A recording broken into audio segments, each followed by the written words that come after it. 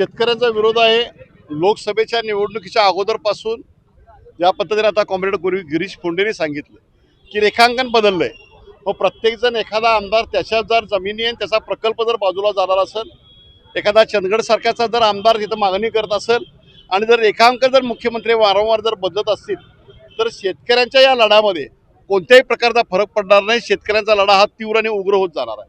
सगळ्यात महत्त्वाचं असं आहे की परभणीमध्ये ज्या पद्धतीनं नुसतं शेतकऱ्यांच्यावर नाही पण शेतकरी महिलांच्यावर शेतमजुरांच्यावर ज्या पद्धतीनं अन्याय केला त्यांना उचललं केलं गेलं, या पद्धतीने हे सरकार ही हुकुमशाही करत आहे. गृहमंत्री यांनी या ठिकाणी राजीनामा द्यावा. मुख्यमंत्र्यांनी हा हट्ट सोडावा.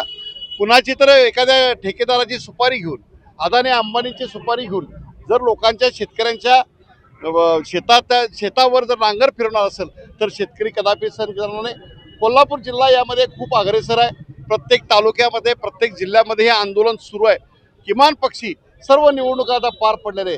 मुख्यमंत्र्यांनी हा हट्ट कमी करावा आणि येणाऱ्या सभागृहामध्ये हा शक्तीपीठ महामार्ग रद्द केला जाईल अशा पद्धतीची घोषणा करावी. पण मला वाटते की ही लढाई दीर्घकाळाची आहे. शेतकरी रस्त्यावर येतील, काही शेतकरी शहीद होतील, रक्ताचे पाठ वाहतील, पण या ठिकाणी हा रस्ता आम्ही शेतकऱ्यांच्या शेतातून घेऊन जाऊ देणार नाहीये. नोकरी असो वा लग्न, चष्म्याची अडचण आता होऊ देऊ नका. नंदादीप नेत्रालयात या आणि तुमच्या चष्म्यापासून मिळवा कायमची मुक्ती. कारण आता चष्मा घालवण्याची लासिक शस्त्रक्रिया फक्त 32,999 रुपयात. शिवाय 5,000 रुपयांपर्यंतचे लासिक स्क्रीनिंग अगदी मोफत. ऑफर मर्यादित कालावधीसाठी. तर वाट कसली बघताय, आजच कॉल करा 92 2000 1000. नंदादीप नेत्रालय, न्यू शाहूपुरी, कोल्हापूर. दृष्टी म्हणजे नंदादीप.